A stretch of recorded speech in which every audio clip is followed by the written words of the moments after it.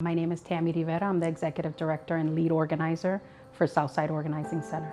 I was born and raised, like I always say, in the shadow of what's now the Rockwell Towers, which was the Allen Bradley Towers back then.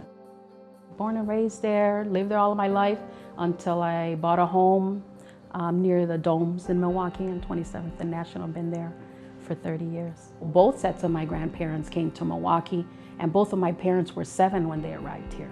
So really all they knew was Milwaukee.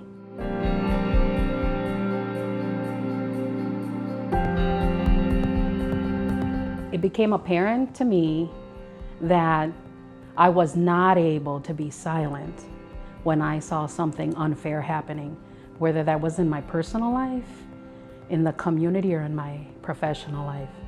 Eventually, as my spirituality deepened, I understood it to be my calling and my purpose to respond to injustice. And so I started to refine that voice so that it could be more effective. I actually got my first organizing gig with the Hunger Task Force. I was 19. They were looking for an organizer to organize single moms in food pantries and meal programs. They shipped us out to Chicago to get trained, and we came back and we did work during the welfare reform, and that was my first formal introduction into organizing. So it has very divine purpose in my life and work. That's where my vision is set on, is the call of Christ, which is love, and I think love includes equity and responding to social justice. On a very personal level, the things that propelled me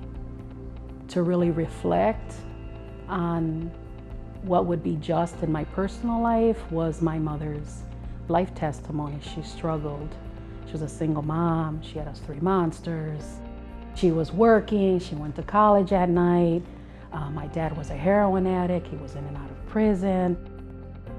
And that was a really heavy life for her to lead, and she found relief in alcohol, became an alcoholic, and she died really young when she was in her last days, and the doctor said she's not fighting, like she doesn't want to live.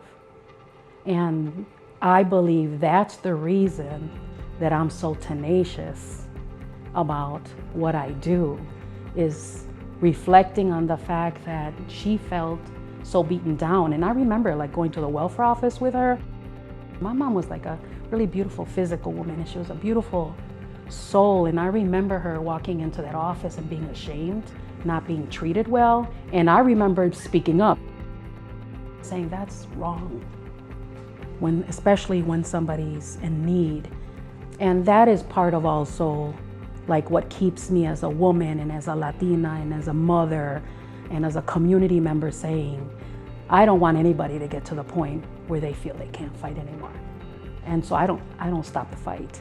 And I believe the reason I don't stop the fight is because of that tragedy, that trauma, just turning it around.